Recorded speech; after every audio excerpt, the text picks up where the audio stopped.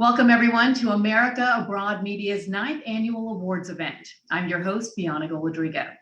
Tonight, we're coming to you virtually for an event that recognizes the power of media, both journalism and filmmaking, to raise awareness of critical global issues and advance our common humanity. Tonight, we'll honor Afghanistan's courageous television channel, Tolo TV, the groundbreaking Hulu comedy series, Ramy, and the acclaimed French television series, A French Village. Plus, we'll recognize the potential for film and television to build bridges between the UAE, Israel, and other countries in the Middle East in light of the Abraham Accords. But first, here's a brief video highlighting the last 8 years of AAM's annual event and its impressive honorees.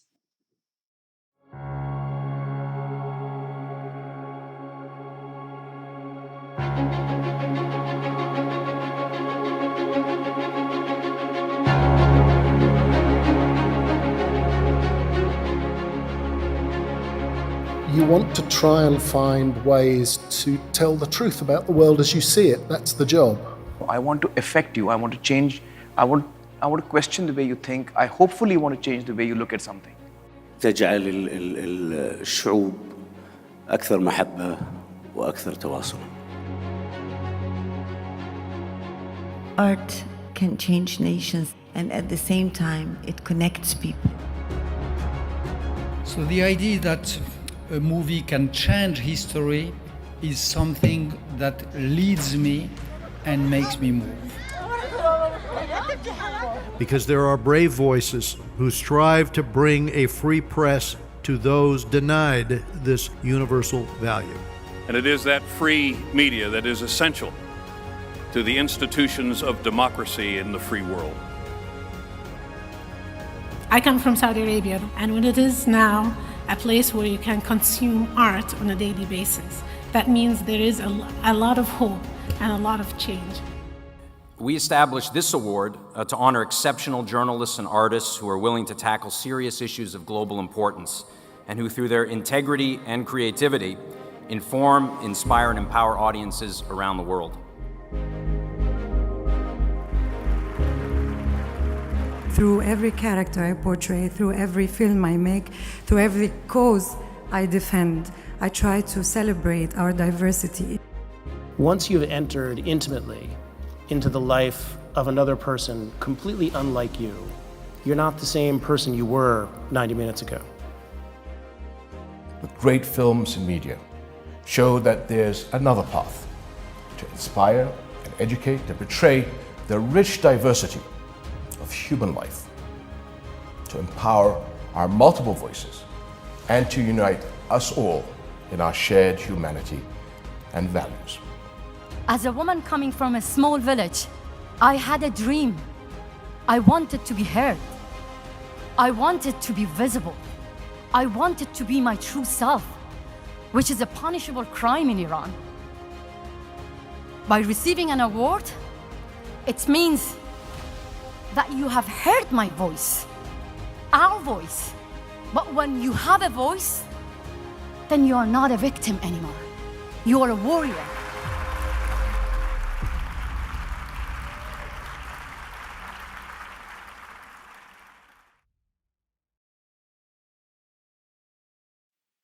Now I'm pleased to be joined by AAM's founder and president, Aaron Lobel. Aaron, good evening. Great to see you. Tell us how AAM decided on tonight's honorees.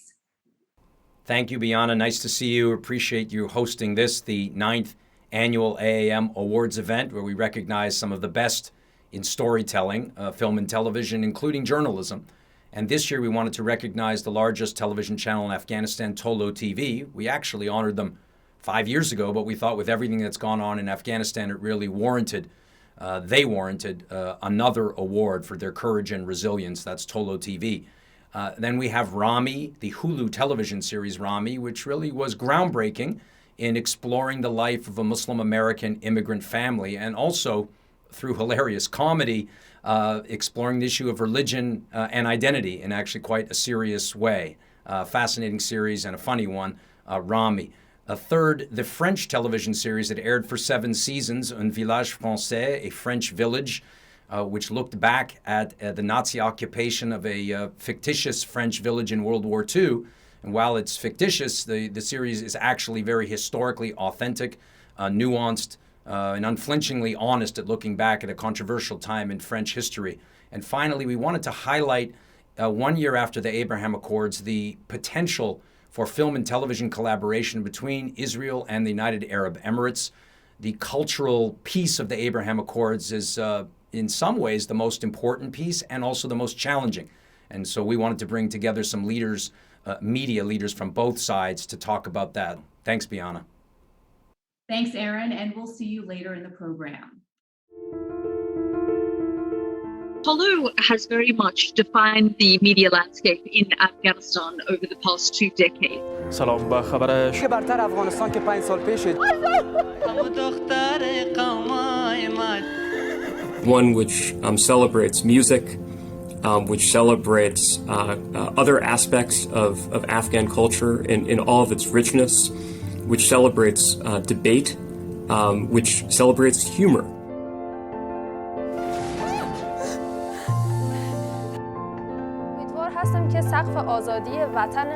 Tolo reintroduced female voices on their airwaves on the screen. And really broke down so many barriers to really challenge the status quo and to challenge what's happening in the country. Led by Afghans, developed by Afghans, a free media environment that held their government to account. Tolo TV and our company is committed to press freedom, to a better future of Afghanistan, and we appreciate America Abroad Media for honoring us and for putting this event up tonight. Thank you so much.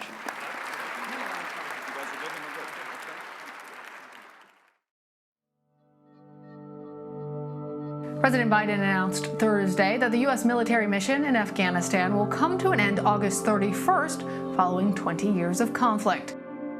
از سوی دیگر با افتادن بندر اسلام قلعه و گمرک تورغوندی به دست طالبان، ایران و پاکستان مرزهایشان را با افغانستان بستند. اسلام قلعه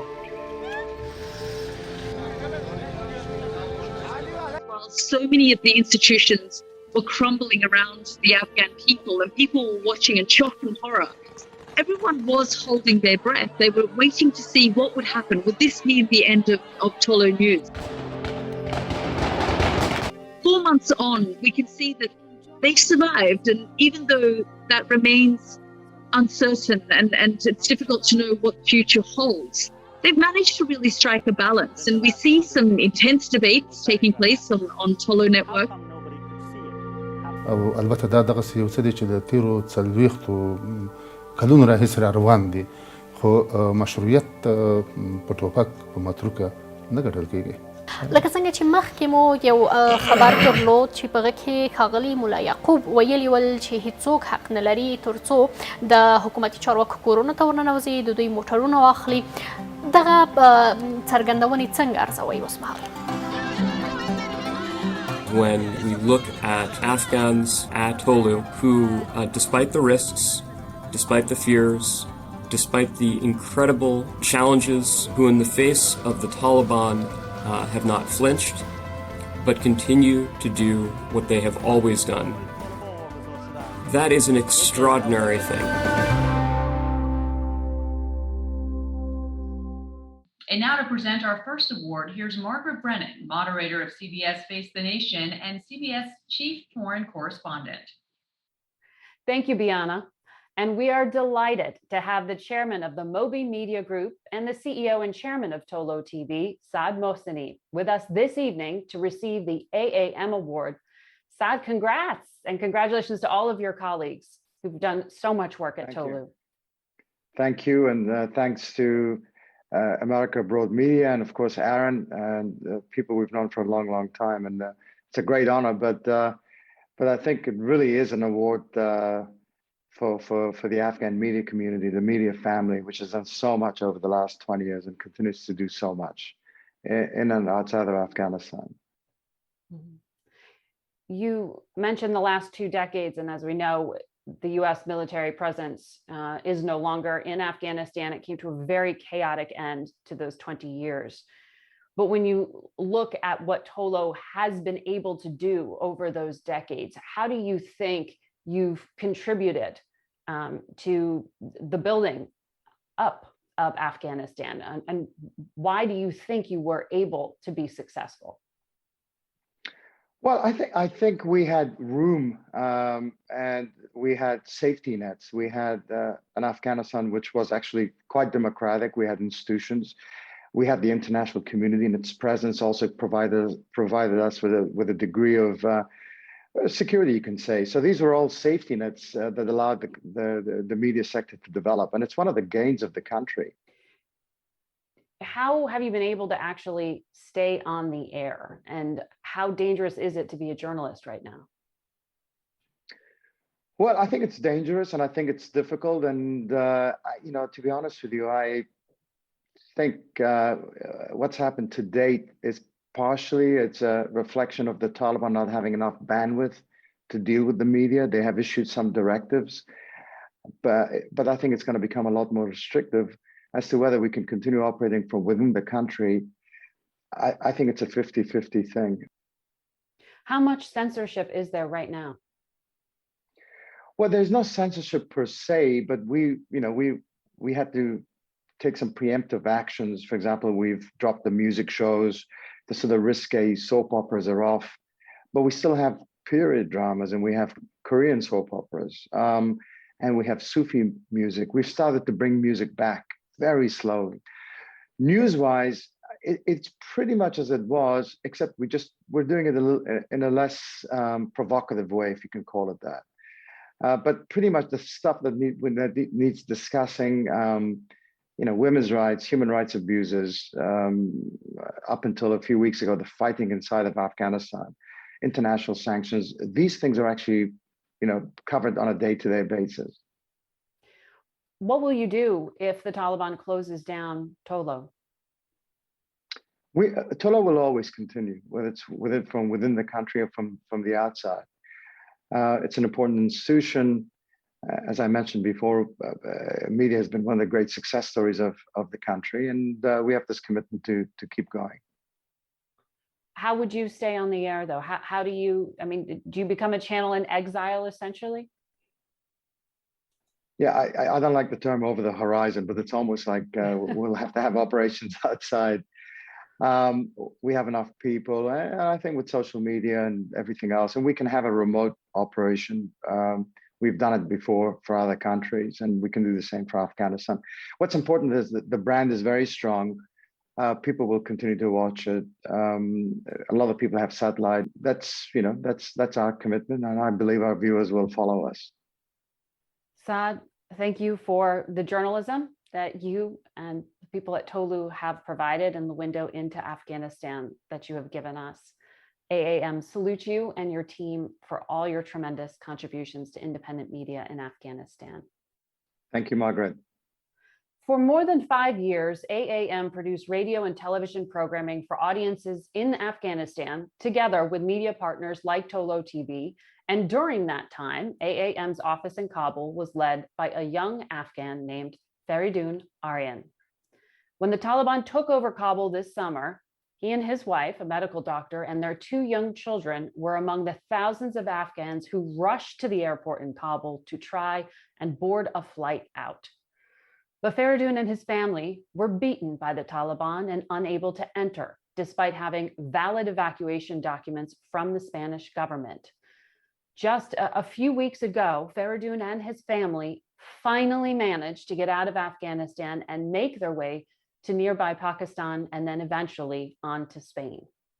There, they received refugee status and a standing ovation in the Spanish parliament.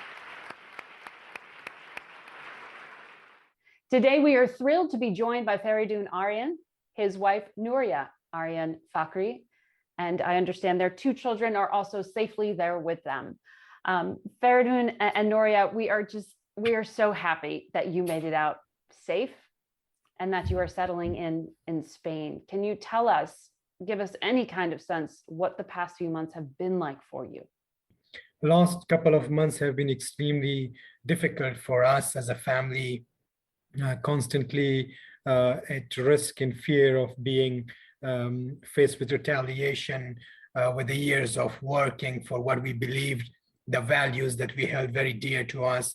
But that all has been snatched from us, and very quickly, just with a blink of eye, we thought that everything just changed, and we were not ready for it. We thought that there's a future, there will be a future for our children, and we will be able to contribute to our country.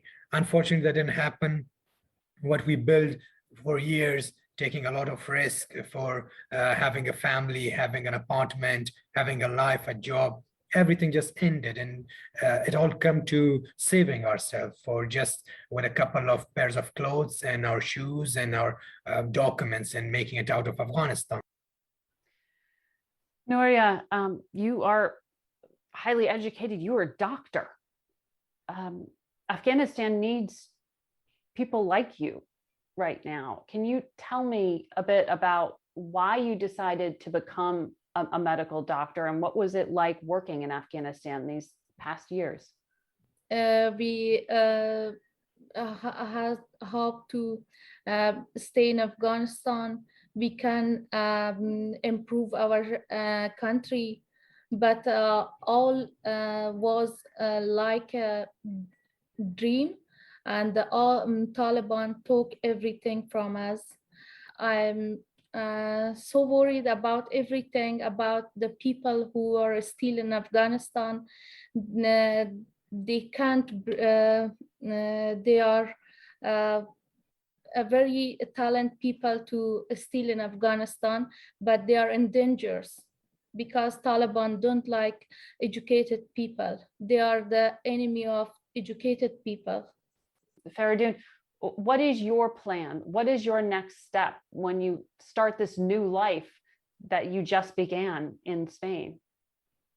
For me, it's very important to understand that my child should not be, when I ask him to draw something, that he's drawing dead people, people injured, and ambulances and rocket launchers and choppers. I want him to get out of that mentality. I want him to be like other children, to enjoy, to look at life differently, not to put his hand on his ears when he is hearing sirens, even in Barcelona, where I tell him it's safe, don't worry, nothing is happening. Or when a family nearby is celebrating and they have firecrackers, and he's all of a sudden runs to my bed and wants to hide because he thinks that somebody is attacking. So there's still a long way to tell him that you're safe, nothing is going to happen here. And it's very strange to him when he goes out. I can never forget when he told us, and we were trying to get out, and Mr. Ackerman and Dr. Lobel, and they were all trying to get us out. And we were there at the airport trying to make it to the Abbey Gate. And the Taliban, we were just sitting on the ground on our back, and we were sliding a bit forward, and they were hitting us with cables and telling us, where are your masters now, you puppets of the West, and abusing us. And my son, he said that, please, let's go back home. If the Taliban wants to say something to you or wants to hurt you, I'll give them some of my toys and ask them not to hurt you or to say anything to my mother. And thank you so much for sharing your very difficult experiences with us. And Faridun, we do want to recognize your outstanding contributions to journalism in Afghanistan and for all that you have done to help AAM. And Nouria, to you and to your boys, we send our hopes and our prayers, and we wish you a very bright future. Thank you. Thank you, Margaret. Thank you so much. Biana? For 7 seasons, the television series Un Village Français, a French village, captivated audiences in France with its honest, nuanced, and historically accurate portrayal of one of the most controversial periods in the history of France, the German occupation during World War II. Since A French Village became available on Amazon Prime, the series has captivated audiences in the United States and around the world, achieving critical acclaim as well as many very devoted viewers. Here's a brief video about A French Village. Les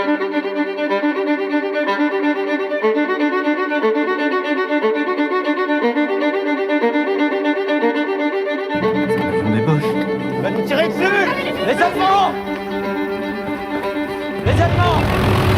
Nom de Dieu!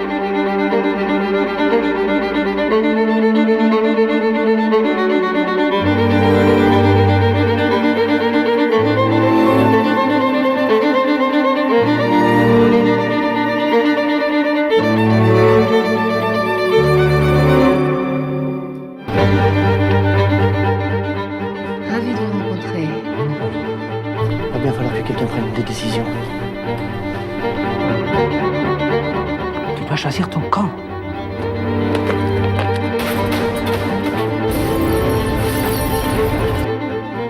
Mon père est un soldat allemand. Reste avec nous, Lucien, reste avec nous. Je vais devoir te faire mal. Arrêtez! Arrêtez! Nous sommes ici, au nom du peuple français, pour savoir ce qui s'est vraiment passé. Vraiment passé? Oui. What was taught in French schools about what happened for quite some time was nothing. I mean, just something, the simple version. Obéi, j'ai fait ce que j'ai pu. Je ne suis pas spécialement fier, mais non, je ne m'en veux pas. It took 30 years for French historians to start undigging what really happened, and the more they did, the more complex it got.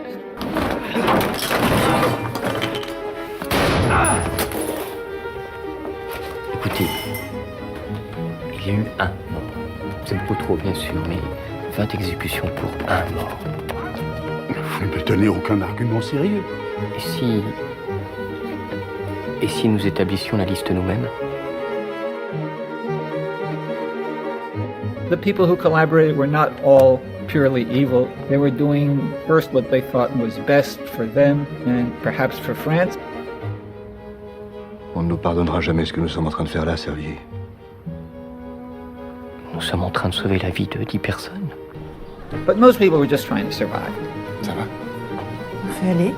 Which means making compromises, and that's where this French Village series is very good. People are forced to make choices they really didn't want to make. Vas-y, qu'on en finisse!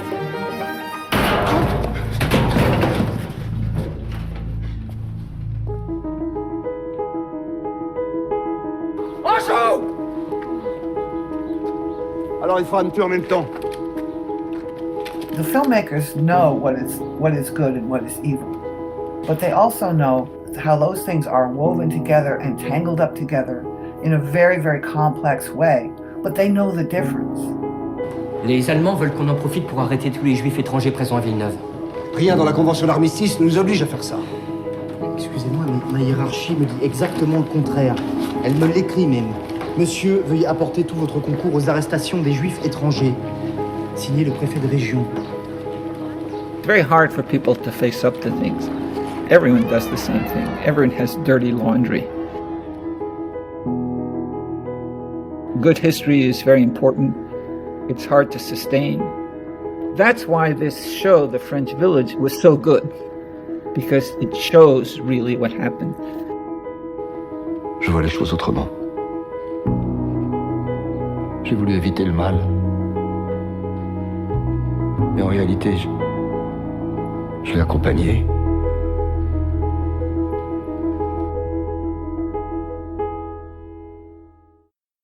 AAM is proud to honor a French village for demonstrating the power of television to help societies address the most sensitive parts of their past. And we are delighted to be joined today by 4 members of the creative team from A French Village. Frédéric Curivin is the series creator and writer. Emmanuel Dassé is the series producer and co-creator. Marie Ramy played the role of Lucienne, the school teacher, and Robin Ranucci played the village mayor Larcher, perhaps the central character in the series. Thank you all for joining us, and congratulations on receiving the AAM Award. Welcome. Thank you. Let me begin with you, Frédéric. What motivated you to create this series? At the beginning, it was an idea of Emmanuel, but I was always concerned with World War II. Maybe because I'm Jewish and part of my family was deported during the war. So it was not, it was probably something important for me to create this show about this period, I think. And Emmanuel, this was your brainchild. Why did you decide to work on this, and why now in particular? Just like many French, like old French in a way, we all have grandparents, parents who lived through this period. So this is a very strong connection with, because I have a mother who lived through this period, and during all my childhood, I've been told about what happened in France. And so I knew as a producer that it could resonate very strong with today's audience. And there is another reason, but is more like a producer, businessman in a way. I've seen HBO's shows, Sopranos, Rom, Deadwood. All these shows made me want to become a TV series producer. I didn't want when I was young to become a feature film producer, but TV series producers because of these shows. I noticed that all these shows were using feature film genre like the Mafia for the Sopranos, Western for Deadwood. And there is a specific genre in France that is occupation films. This is a genre, very French. And I thought if you do a good French show, if you, in a way, can convince Frederick to write it, maybe we can do a French show that be popular in France and one day in the US. Marie, your character, you play a Catholic school teacher who falls in love with a German soldier and then marries, more out of duty than love, the principal of the school. It's a very complex character. I'm just curious from your perspective as an actor, how did you embrace this role and grow into it?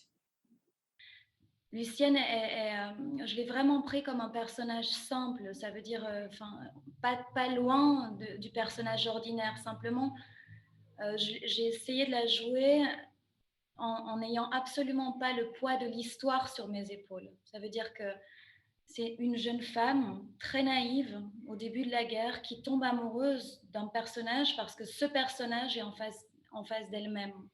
Et c'est un Allemand parce qu'on est on est en pleine guerre. Et après, petit à petit, avec l'histoire, elle va grandir, elle va se complexifier, etc. Mais c'est toujours d'une manière très singulière, délicate, pleine d'humilité et ambiguë parfois.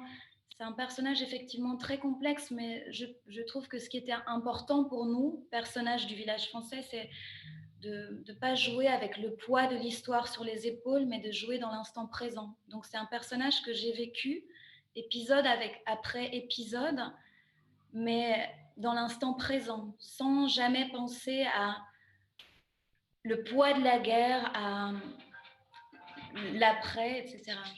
Let me move to Robin's character, because on the issue of moral complexity and the everyday citizen being caught in an extraordinary event like a war, you as the town mayor, what did you learn? And what did you continue to learn over the years in filming this for the multiple series about your character and the complexities that somebody at that time would have to live through? Yes, you're right. It's a very complex character because he's a doctor, so he's full of humanity, and he's a mayor. So he has to be under the orders of the occupant, the Nazis, and the French government, which is Vichy at this time. So he's trying to do the best, but he can't do it.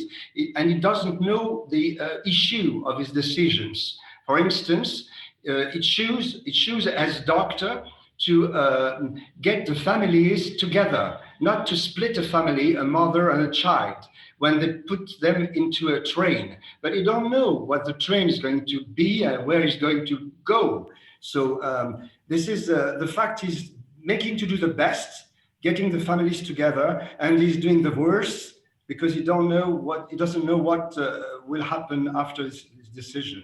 So he's a testimony in himself. The personality is a testimony of the French man and French woman during this time, which represents 5% of the population who's been resistant, and the rest, 95%, who were, as him, trying to do the best, but not getting the knowing of the real situation. So it's in this gray area, the one who is trying not to be manichaeist, no black or white, but trying like people to live and to do the best in this time. And I learned to think which was important. For instance, the General de Gaulle spoke to France, which is called the appel, the calling of from England, when he was in England, to call the resistance to be present, and nobody, in fact, just a few persons heard this call of the General de Gaulle. You know, so I heard that, and I heard that it was a lie during my scholarity when I was a child. I always heard that French people were resistant. This is the story I heard in the 60s, and in fact, it was not true. So I heard a lot during this time, yes, of the filming. I can't thank you enough for the time today. And congratulations once again, Frédéric, Emmanuel, Marie, Robin, really appreciating, and congratulations. Thank you. Thank you very much. Mesdames, Messieurs, je suis Charles Rivkin, président directeur général de la Motion Picture Association. Et c'est pour moi un grand honneur de remettre ce prix à une série si joliment écrite et adorée par des millions de spectateurs autour du monde, Un Village Français. Bien qu'elle prenne place dans le village fictif imaginé par Villeneuve, elle montre la campagne française par excellence. And as someone with a great love of La France profonde, who's had so many formative experiences there, especially when I had the honor of serving as US Ambassador, it's been a real pleasure for me to have the chance to watch Un Village Français. It's also my great honor to participate in the 9th annual AAM Awards and to present this award to Un Village Français' producer, Jean-François Boyer. Of course, Jean-François' long and rich experience as a historian, a government official, a television producer, creator, and the head of Tetra Media Studio speaks for itself. But today, we honor him for one of the most popular French television shows in recent memory. And even though the story takes place during such a critical and traumatic time, the series never resorts to one-dimensional stereotypes or easy labels, if you will. It focuses instead on the complexity and diversity of the human experience, the many shades of gray in between the black and white. And the proof of its success is the intense and popular following it has enjoyed since its debut in 2009. Millions of viewers from Jean-François' birthplace of Lyon to Liège to Lausanne to Los Angeles. And I hear it's even popular in South Korea. So without further ado, let me now present this award, very well deserved, to Jean-François Boyer for Un Village Français. Congratulations, Jean-François, and may you enjoy many, many more successes in your extraordinary career. Thank you very much. Thank you very much, Mr. Ambassador. And thank you very much for this award to AAM. I am very proud, we are very proud and very happy. It's a very important moment for us, you know, because we are French and because this incredible series is a long story, 72 episodes. A fun fact, Game of Thrones is 73 episodes. So the Americans win by 1. But more seriously, you know, it's a very modern series because democracy is under threat with fascism, anti-Semitism, and racism constantly lurking. That's why this series, for us, for me, is so modern. So thank you very much. Congratulations again, Jean-François, on this incredible honor. It's wonderful to see you, but I hope to visit you in Paris as well, because it'd be great to see you in person one day soon. Okay, thank you and see you soon in Paris. Bye-bye. The Hulu television series Ramy, now in production for its 3rd season, is a hilarious comedy that explores the life of a Muslim American family in New Jersey. The parents are immigrants from Egypt. Their children, Ramy and Dino, were born in the United States. They are millennials growing up after 9/11 and coming to terms with their religious and cultural identity. The series focuses primarily on Ramy, and in particular on his desire and struggle to become a better Muslim. Here's a trailer from the series.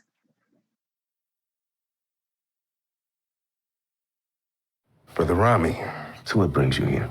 I want to change, and I heard you can help me. Speak the straightforward word, brother. feel like I have this hole that I've been trying to fill.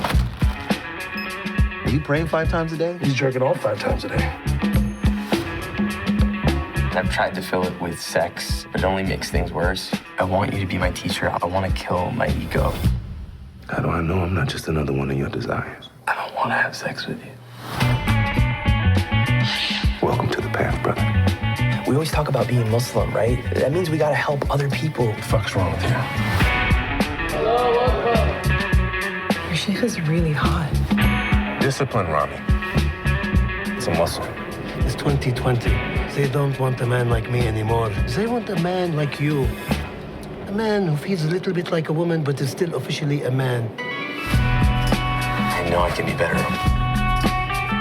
You look at everything as a blessing or a curse, Rami. The truth is, everything is both. We are forever bound through love, compassion, honesty. I must know. Have you showered since you last masturbated? What? With the... You must come to Allah clean. Everything that's good is Muslim. It's Muslim. It's a soft S, like pussy. Pussy Muslim. Yeah. Pussy Muslim. I think there's other ways to learn this, though.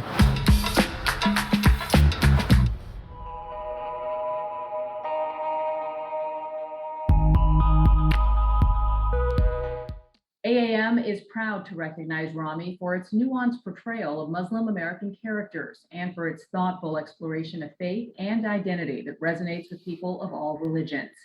And we're thrilled to have Romney Youssef, the series creator and main character, and May Calamaway, who plays Ramy's sister on the series, joining us tonight. Congratulations to both of you for a terrific series and for this award. Thank you.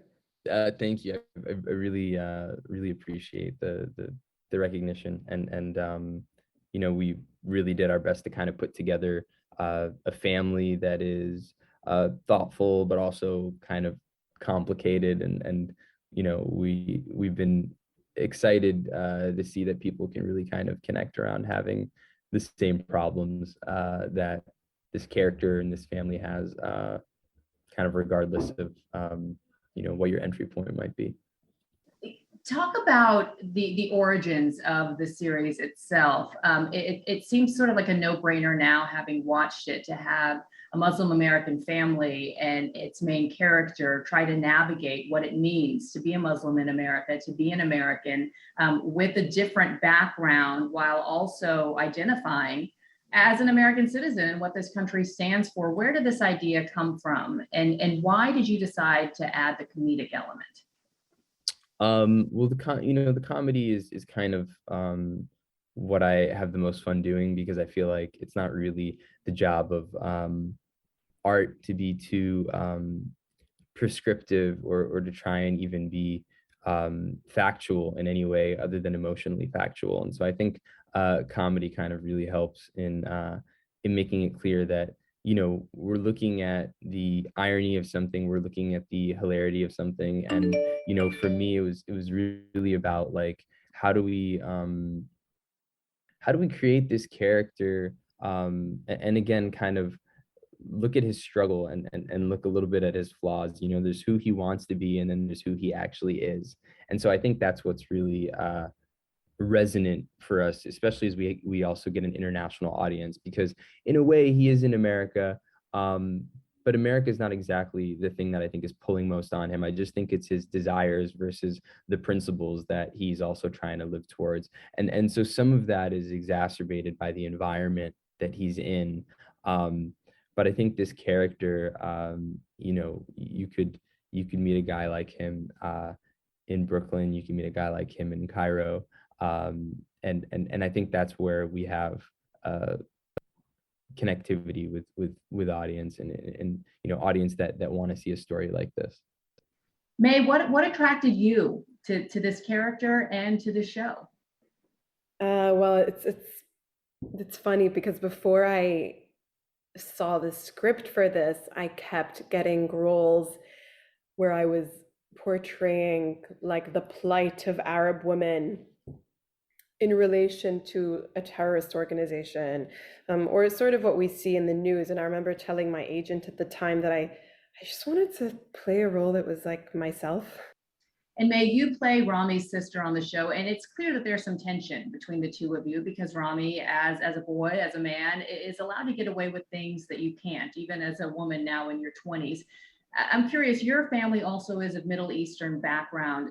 Talk about that and your upbringing that brought some of the direction you've taken your character in on this series throughout some of these episodes. Yeah, I have the same dynamic in a way. I have an older brother. The only difference is he's 7 years older, so he didn't have any time for me growing up. And it was not so easy to compare myself. Like I was under curfew. As like the daughter, had to be home at a certain time. I grew up in Bahrain. I didn't grow up in the States. And reputation is a big thing over there. And it's almost like a well thought out grooming process to keep your daughter like eligible, right? And even when I watch back episodes on the show, I can feel how I felt stuck within the character, how I wouldn't even know how to respond to situations because they were ridiculous, and how Ramy would get away with things. And it's funny because I think growing up, I almost accepted it way too much. And what I love about Dina is that she really puts her foot down. I wanted to surprise you with this video from another castmate who we get to meet in series 2, in the next series. Let's play it. I want to congratulate Hulu, my friend Romney Youssef, and the entire team at Ramy on winning the 2021 AAM Award. I was a huge fan of the show before I ever stepped foot on set in season 2. The character really spoke to me, the journey, the arc, seeing a young man struggling with his faith, having the intention of doing the right thing, but often failing miserably. And I do think this honest portrayal of a young Muslim man navigating all that is in the world, I think is something that resonates with people of all faiths. And for that, brother, I sincerely, I just want to thank you and congratulate you and just express my appreciation for your contribution to the culture. Again, congratulations to Hulu, Ramy, and the entire team on the 2021 AAM Award. Peace and blessings. Man, I love that guy. That really filled my heart up. It was just such a creatively amazing situation, and to have someone like him so organically invested in the show, and to get to play a character that I've always really wanted to see, you know, a spiritual leader who, you know, we often see these characters as jokes, or we see them as just pure contradictions. And I think what was really exciting about having him is someone who felt like a real human, someone who does struggle as well, in the same way that the Ramy character was struggling, but struggles on a different plane, on a different level, with a different set and weight of responsibilities. And even within his own microcosm, there are his versions of what he might consider a success, what he might consider a failure, the way that he works on himself. And so, yeah, having him join the show, but also just getting to know him and be friends, you know, is a true highlight of the experience. Well, Ramy and May, we are so excited and looking forward to season 3. Congratulations on an incredible show and on this award. Thank you. Thank you so much. Appreciate it. And now to present the award for the series Ramy, here is Amna Nawaz, senior correspondent for the PBS NewsHour. Thank you so much, Biana. I am thrilled to be here to present the AAM Award for Ramy to Billy Rosenberg, Senior Vice President for Content Development and Comedy at Hulu. Billy, it is great to see you. Huge congratulations to you and to your team at Hulu. Thank you, Amna. It's such a pleasure to be here. Well, Billy, as you know, as we all know, the power of television has always been as a window into who we are, into our families and our lives and our stories. And TV plays an enormous role in how we as Americans see ourselves and one another. Because of Hulu and because of the team behind Ramy, for one of the first times in our country's history, we have a series that shows the life of one Muslim American family. A family with the same challenges and worries and hopes and dreams and everyday drama as any other American family. Still, Billy, you and your colleagues at Hulu had the vision and quite frankly, the backbone to greenlight this series, a series that focused a lot on Islam, on Ramy's faith, on his religious identity as central to his life as an American millennial. So my deepest gratitude to you and to Ramy and your team for moving us all forward. On behalf of AAM, congratulations to you and to your team at Hulu for this award. Billy. Thank you, Amna, for your kind words, and good evening, everyone. It is my great pleasure to be here with you all today to accept this award and to celebrate this very special series that is Ramy. Television at its best can be highly entertaining and at the same time give viewers the access to new perspectives and a way into complex conversations through the stories we tell and the characters we create. Inviting the viewers to get inside the character's head, sit down at the kitchen table and walk in their shoes in an exercise that most often reveals our common humanity. In telling stories that are both hyper-specific and yet completely universal, we have the opportunity to create awareness, deepen understanding, and foster empathy that can shift the cultural narrative. And Ramy is a series that does just that. At Hulu, we have the privilege of working with and championing incredible storytellers that create narratives that are engaging, relevant, and spark cultural conversations. We were first introduced to Romney Youssef through his hilarious stand-up. While not a household name at the time, I listened to his set and I knew immediately that he had a highly developed comedic point of view. Ramy shared jokes and laugh out loud stories about his experience of being a millennial Muslim American from New Jersey who was struggling to reconcile his identity and his faith. It was immediately clear at the time that he had the ultimate outsider story, and yet one that is relatable to anyone who has struggled to find a place in the world. This was the first series that I had the opportunity to put into development when I started at Hulu, so I am so incredibly proud that we have now produced 3 groundbreaking seasons that have raised the bar for creative excellence, but most importantly, that the world has been introduced to the always funny, insightful, and distinctive voice of Romney Youssef. Ramy is the first ever Muslim American sitcom in the United States. It has been called a rich portrait of underexplored culture, thought-provoking, among TV's most challenging and finest shows, and even revolutionary. That Ramy and the rest of the cast and writers embrace the most uncomfortable subjects, from spiritual awakening to sexual misadventures, with such openness, vulnerability, and grace is a testament to their comedic skill and also their commitment to telling authentically honest stories. I'd like to acknowledge a few people that helped bring the show to life, with whom we would not be here today. First and foremost, Romney Youssef. For all the reasons I have already stated, and so many more, he truly is a force of creative storytelling and the future of this business. Our partners at A24, Ravi Nanda and Hallie Seekoff, co-creators Ari Katcher and Ryan Welch, and producers Gerard Carmichael and Chris Storer. Our incredible cast, Hiam Abbas, Amar Waked, Laith Nakli, May Kalamawi, Dave Murhedge, Mo Amr, Steve Way, and Mahershala Ali. And of course, Peter Rice, Dana Walden, Craig Erwick, Shannon Ryan, and all of my incredible colleagues at the Disney, General Entertainment, and Hulu that have embraced and supported the series from day one.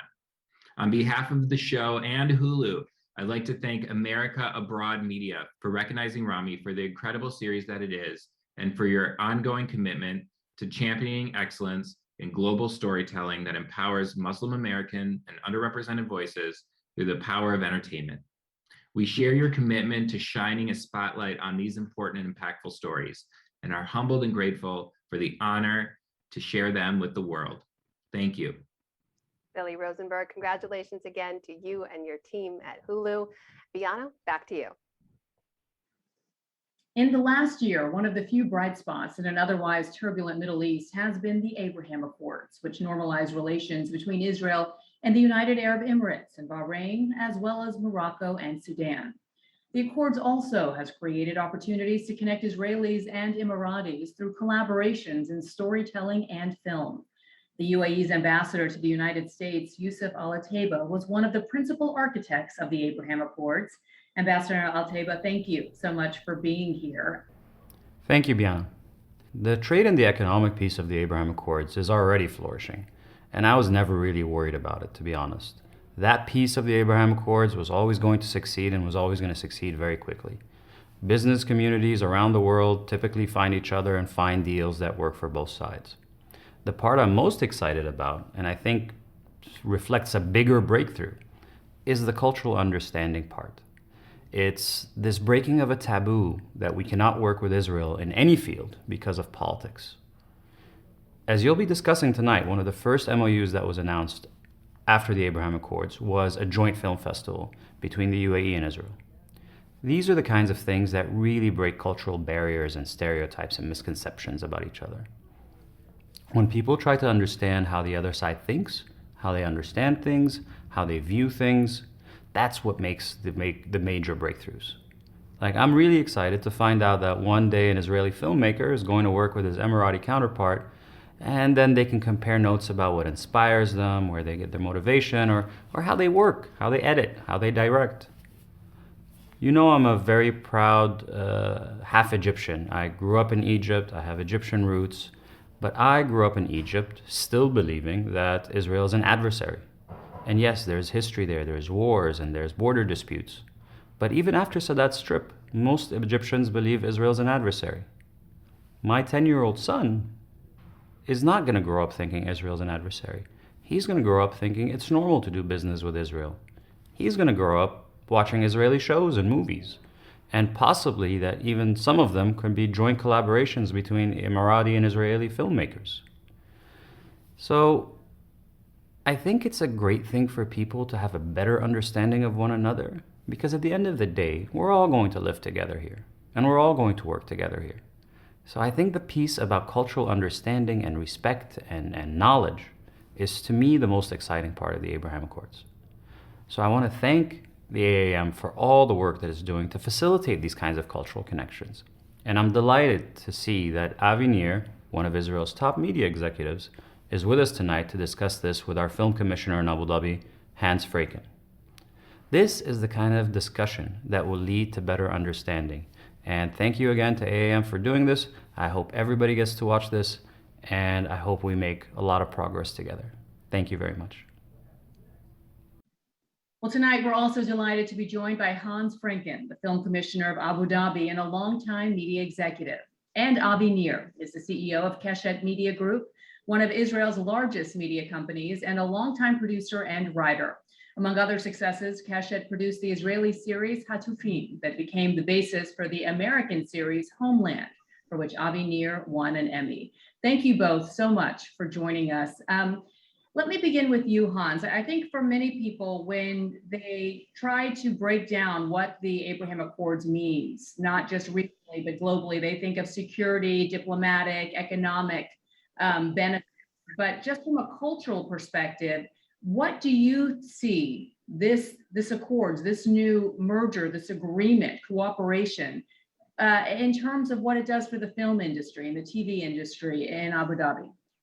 You know, very shortly after the Accords were signed in September of last year, we knew that we had to move forward with the cultural aspect of the bilateral industrial agreements, and especially when it came to film and TV.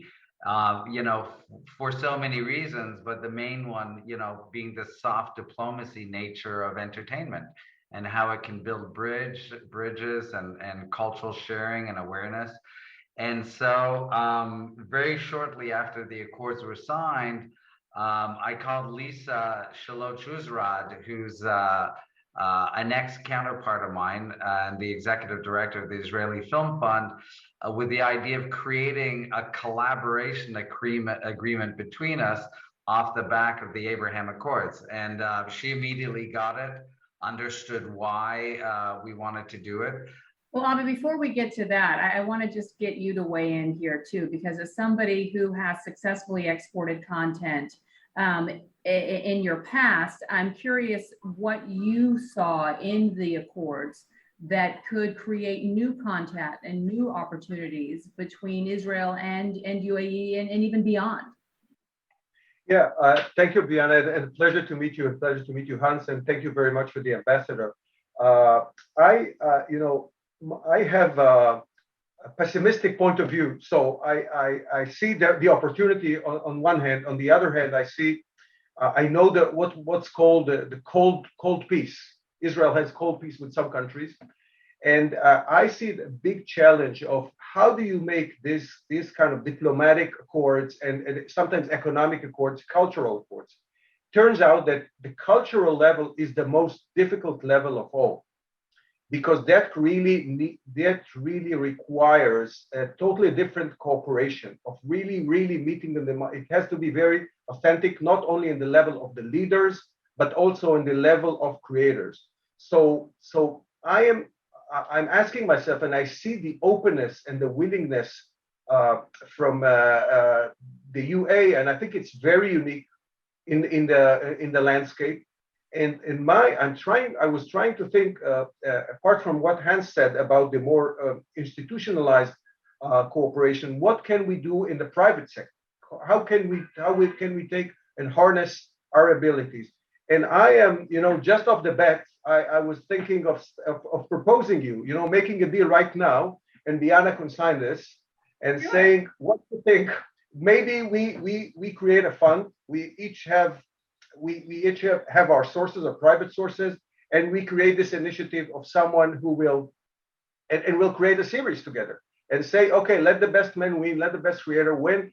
And the big creative challenge, there are many Israeli series about the conflict, starting from Fauda, and we did Our Boys, but can we have a narrative which is not dealing directly with the conflict?